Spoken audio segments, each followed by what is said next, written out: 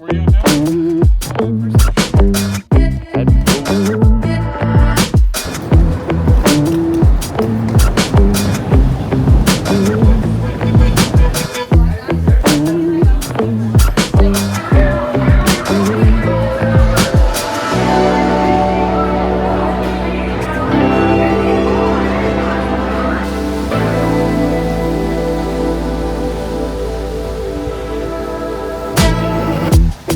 Remember when I said I didn't like to look the same way for too long? Well, I 100% meant that, because since the last time we've had a conversation, you and I've buzz cut my hair, went almost completely bald, I've rocked the crew cut style, and I've let the Liberty spikes grow out. The only reason I'm not wearing the spikes right now is because I'm going out with some friends later, so I had to make sure that my hair was nice and tight. But normally, you know, we'd fade this up. I feel like my head looks a little bit too round right now.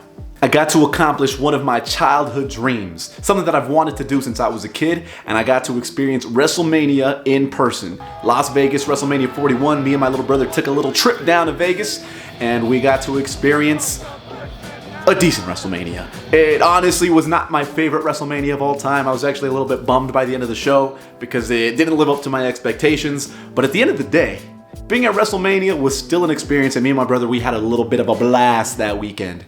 And spending that time with my little brother, 100% is gonna go down as one of my highlights for the year. But that just wasn't enough wrestling for me. I had to feed the hunger that was inside of me, craving more wrestling. So I flew down to Arlington, Texas and got to watch All Elite Wrestling's biggest show of the year, all in Texas, and I had an incredible time. My seats ended up being much closer than I originally expected them to be, so when I got down to the stage and I was on the floor, I was amazed. That is the closest that I've ever been to a wrestling ring in my seat. And it was amazing to see some of the matches that I saw live in person. I got to see Swerve, I got to see Ospreay, I got to see all of my favorites, Tony Storm, Mercedes Moné, and I got to see Hangman Page win the AEW World title. If you don't know what that means, just know it brought me a lot of joy. That's all you really need to know. A month before that, I got to visit some friends in Los Angeles, and I also got to see Kendrick Lamar and SZA perform at SoFi Stadium for their GNX World Tour. And I'm not the biggest fan of concerts in stadiums because sometimes it can feel like you're miles away from the audience, especially if you're like me and you were in the cheap seats. But it's freaking Kendrick Lamar. Kendrick Lamar is gonna put on one of the best shows that you will ever see. And he did not leave me disappointed by the end of that show. And you know I put the fit on for that concert. I had to represent. I also finally got some time to finish some of the books that I started reading earlier this year, and I'm finally catching up on my to-be read list, and I'm finally getting the chance to talk about the books that I'm reading on my TikTok account, where I'm sharing my thoughts and feelings and critiques about the books that I'm reading in real time. I also made some time to listen to some new and old music, and I'm very happy with some of the music that's been coming out over the last couple of weeks, like this new Clips record. This Clips record is album of the year so far, for sure rap album of the year so far too. I started collecting CDs again for two reasons. One, physical media is making a comeback. Physical media is cool again. And two, if you watch one of my earlier videos on the channel, you know that I got one of these iPod classics and I take the music from these CDs, load them right onto the iPod, banger quality audio. So I've been busy, but I've been checking boxes. And the only reason that I've been able to check those boxes is because it's summertime. I'm a high school teacher, so I get summers off, which is a blessing after a long, hard-fought battle with the school year. So I've had a lot of time off over the last couple of weeks. I posted a video on this channel back in January about me talking about the school breaks that teachers get and how they can often lead us to be lonely and sad during the time that we have off. And the biggest reason for that is you fall out of routine, the routine that you have during the school year. And when you don't have a solid routine for the day, it can often change the way your day feels. And because last summer, I definitely felt the effects of having a lot of time off with not much to do, I wanted to make sure that I didn't have that same problem this year.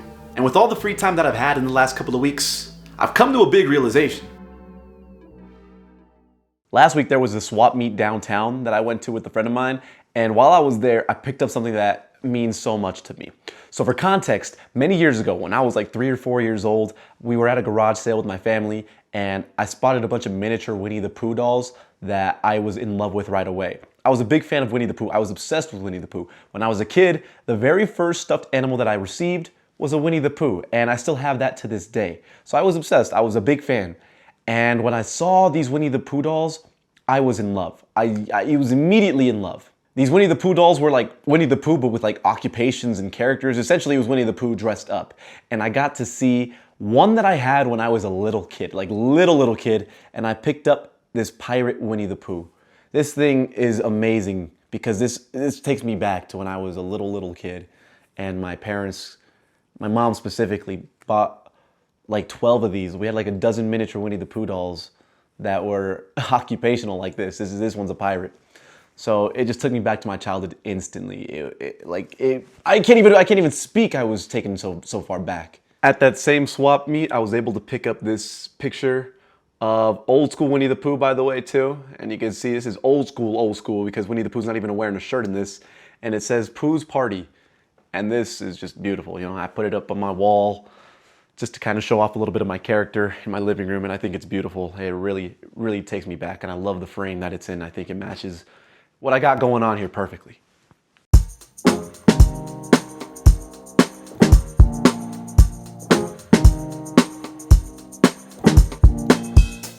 While I may have neglected my long-form content over the last couple of months, I kept posting short-form content onto my TikTok account. Mainly, I was just posting my thoughts or opinions on things that were culturally relevant or really whatever was just going on with my day. I used that account to think out loud and almost like a digital journal of sorts. And in the last 3 months, I gained about 15,000 followers on that platform. Because I had gained that momentum, I continued to post more and more frequently onto that account because I felt like I was really starting to gain a following that cared about what I had to post. And I thought about that word for a moment. Momentum. I've had videos on TikTok go viral before, but I was never able to figure out how to turn that virality into consistent views. And then I thought about my YouTube account. This is my most recent attempt at gaining a following on YouTube. It is also the most authentic version of myself that I've put on screen before. It's also the product that I am most proud of producing. But I made a big mistake in my video making process. I didn't take advantage of any of my momentum. I let myself get distracted. Not to say I needed to pump out a new video every single week, but I should have found more opportunities to create new videos more often. Can I be candid for a moment? Can I be transparent for a moment? Let me take off my hat so you can see my sweat. That's how you know I'm being authentic and transparent. But I'm putting it back on because I look a mess. I post videos and make content because it's a hobby and I enjoy doing it. But I would be lying if I said I wasn't also doing it because I knew that I could be successful at it. Is that a bad thing to say out loud? Am I exposing myself too much by saying that? I don't know how to explain it and put it into words other than to say that it's something that I know that I can do and I know I have the skill set to make it possible. The trouble I've always had is staying dedicated to the content. How can I keep my momentum going if I don't build it? I think I've waited for too long for momentum to get going for me, and I have to face the facts. If I want to get some momentum going, I have to build it from scratch. One thing that I do regret a lot from my early adulthood is that I didn't put on my retainers when I should have. I wore braces for 2 years to get my teeth straight because my teeth were very, very crooked for a long time, the majority of my life actually. And then I finally got braces. I wore them for 2 years and my teeth looked nice and pretty and straight. And then I didn't wear my retainers and now they're not straight and pretty. So I need to fix that, and I paid to get Spark retainers, Spark clear aligners put into my mouth so that way I can straighten out my teeth. So now, is my camera still following me? Now, I can't chew bubblegum. I haven't chewed bubblegum since I was a kid. I can't chew gum. My nose is itchy. I can't chew gum, right? Because I got to get these things in my mouth. And these things are, oh my gimbal. Camera's going crazy trying to figure out, oh my God, stop vibrating. So now I got to wear these retainers for the next year and a half. I don't know how long it's going to take, but I can't chew gum for the next year. It's really hard for me to drink anything other than water because I have to take out the retainers and I can only have them out for 2 hours at a time per day. So this is my life for the next couple of months. If it means I get straight, pretty teeth, I will wear my retainers for the rest of my life.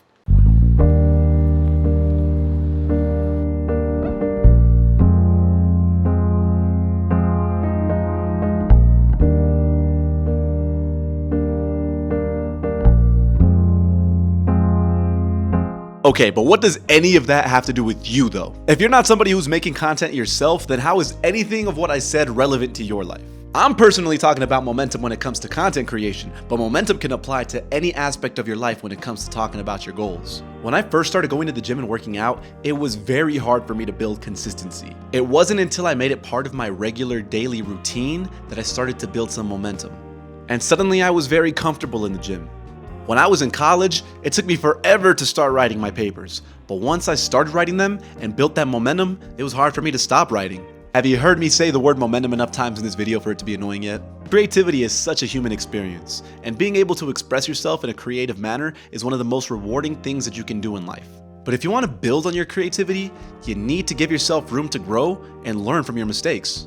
The biggest mistake I made when making this channel and uploading videos is not giving myself enough room to build, say it with me now, momentum. So if you're going to take away one thing from this video and our conversation today, I hope it's that you allow yourself to grow by giving yourself the opportunity to grow.